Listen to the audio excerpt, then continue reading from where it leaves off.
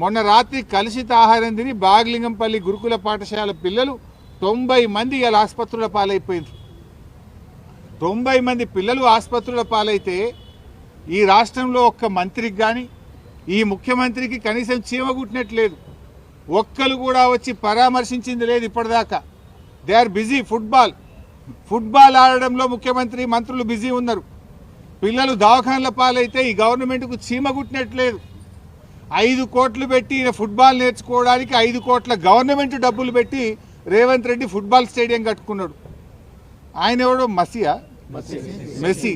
ఆ messy వస్తాడట. మెస్సీతో football ఆడడానికి ఈ మేస్త్రి ఫుట్బాల్ ఆడడానికి సింగరేణి పైసలు బడా కంపెనీల మీద ఒత్తిడి పెట్టి 100 కోట్ల రూపాయలు ఖర్చు పెట్టి ఈయన ఫుట్బాల్ షోకు తీర్చుకుంటుండు. ఆ 100 కోట్లతోని ఓ మంచి హాస్టల్ కట్టు, పిల్లలకు కడుపు నిండా అన్నం పెట్టు, ఓ స్కూల్ కట్టు. నువ్వు సిఎస్ఆర్ డబ్బులతో, సింగరేణి డబ్బులతో, ప్రభుత్వ డబ్బులతో స్టేడియాలు కట్టుకునేంది, ఈ ఫుట్బాల్ షోకులు తీర్చుకోవడం ఏంది? ఇవాళ అక్కడ కొండాపూర్ హాస్పిటల్లో పిల్లలు ఉన్నారు, అదేదో ఒక ప్రైవేట్ ఆసుపత్రుల్లో పిల్లలు ఉన్నారు, నీలోఫర్లో పిల్లలు ఉన్నారు, కోటి ఆసుపత్రిలో మంచాల మీద పిల్లలు ఉన్నారు.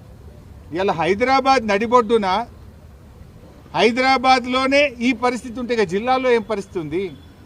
ఇలా మంత్రులు, ముఖ్యమంత్రి అందరు హైదరాబాద్లో ఉన్నారు. ఈ పిల్లల్ని వచ్చి చూడడానికి మీకు టైం దొరకలేదా? మీకు ఎంతసేపు ఫుట్బాల్ ఆడడానికి నీ షోకులకే టైం సరిపోతలేదు, నీ కబ్జాలకు, నీ కమిషన్లకే నీకు టైం సరిపోతలేదు. పిల్లల్ని ఆడబట్టించుకుంటున్నావు నువ్వు.